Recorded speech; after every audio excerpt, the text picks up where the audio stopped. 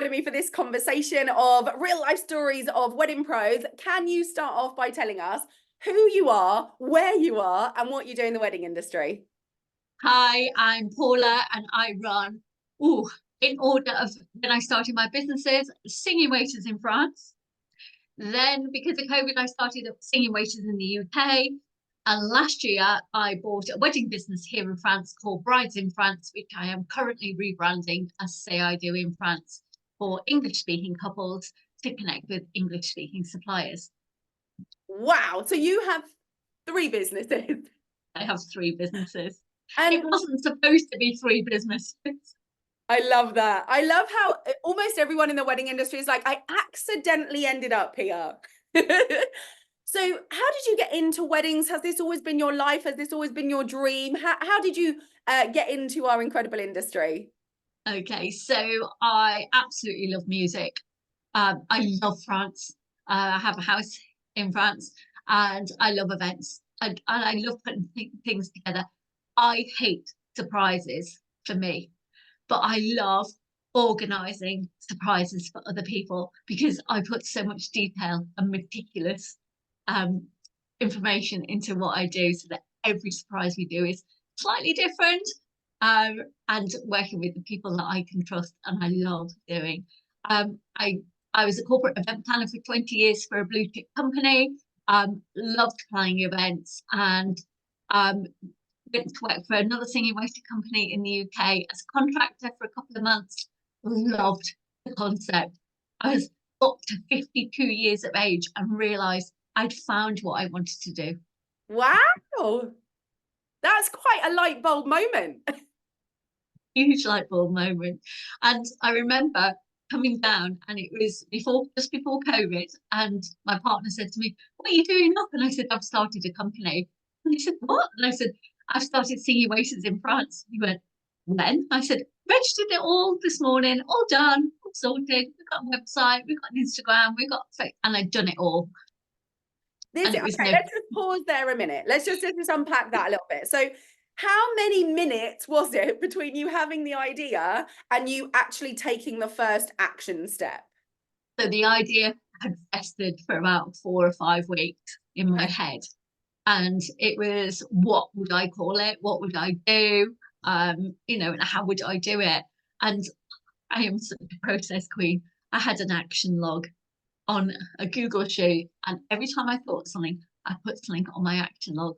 And then I had categories: social media, I mean, advertising, marketing, people to reach out to. So within a few weeks, you had basically built a business plan on the side on this Google Doc. Yeah, And how absolutely. many years ago was this? It's not a million years ago, right? No, it was 5 years ago in July. So we're coming up So to from our that fifth birthday. one Yeah. idea, and you've now got three businesses in the wedding industry. And so were you living in France at the time? No, it's in the UK. So where was the connection with France? Why Singing Waiters in France? Talk me through that piece.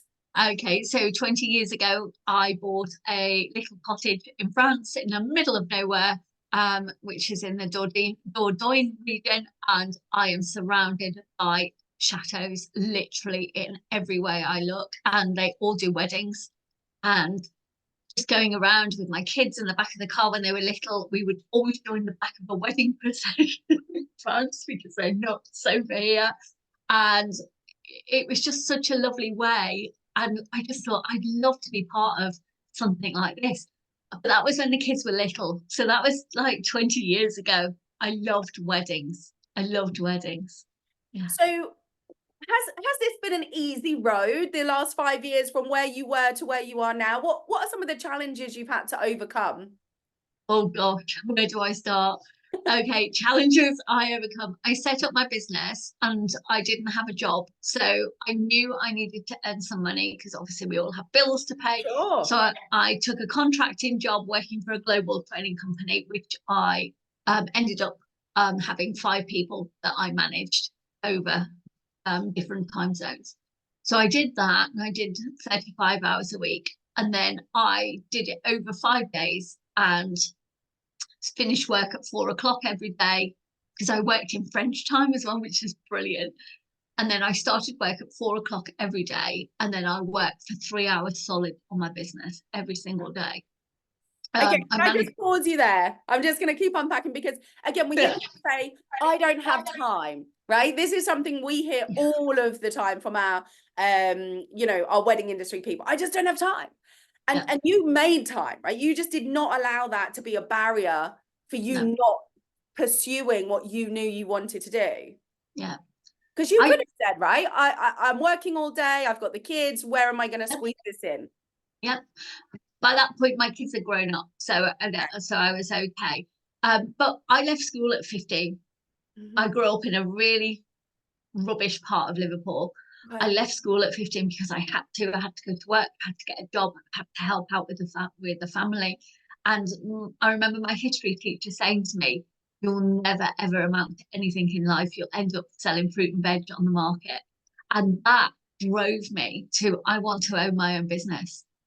And, it took me till I was 52 years old to actually get to a good place where I knew I could do it. I had a really good partner who absolutely supported me so much, and he just said, go for it. And I was really lucky with that. But he said, you've got to put the hours in to do this. And so I did. And, I worked, and I still do work 12, 14-hour days a week. I'm having Sundays off now. Well done. But yeah, but I think everybody's life work balance is different though, right? Like it also depends on how much you get super enjoyment out of your hours that you're working, and whether that then becomes a gray area of work-life balance.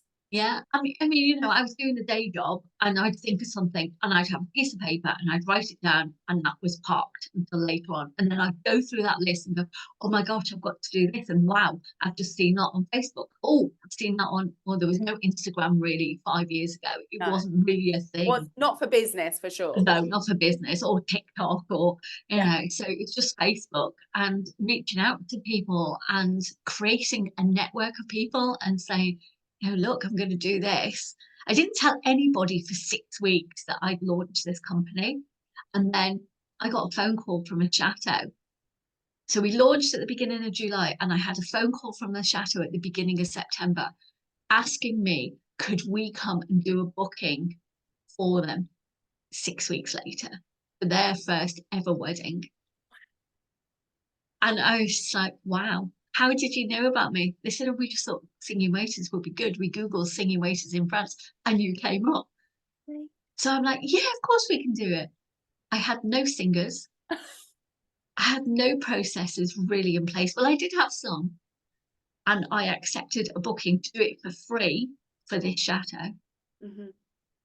And yeah, it was just, and then I just threw out my networking to everybody I knew in France around me, saying, anybody a professional singer? And so, okay, so these are just some of the challenges. As you began to grow and maybe start to open some of these other businesses, because the challenges never stop, right? As we grow and the business develops and we develop teams and the challenges just change. What are some of the more recent challenges you find yourself dealing with?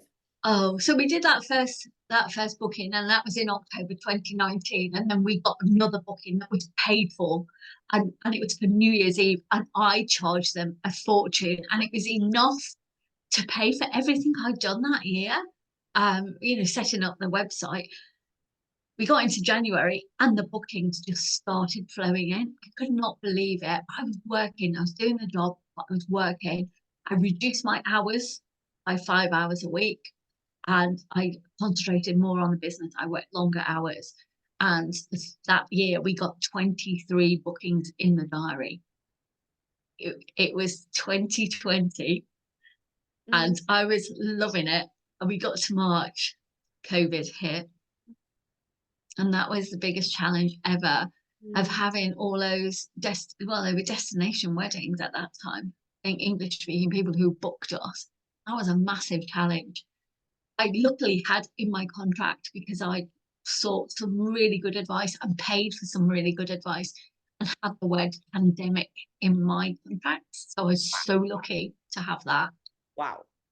Yeah. And my partner's an epidemiologist, and he told me, oh, you've got to put this in your contract. I was like, don't be such a big fairy. This is not going to happen. And of course it did. But I was covered. And everybody, so I had everybody's deposits, and I, would say, I said to people, I'll give you your deposit back. So the biggest challenge was then people saying to me, actually, we still want you to do it. We're going to postpone it. Can you still do it? And I said, absolutely. We'll keep the price the same. It was being flexible for those clients. Then I had one client, and she said to me, look, we're not going to do it in France at all. The venue have gone bust through COVID, but we still want you to do it. We don't want you to give us our money back. And this one person believed in me. She said, can you do it in the UK?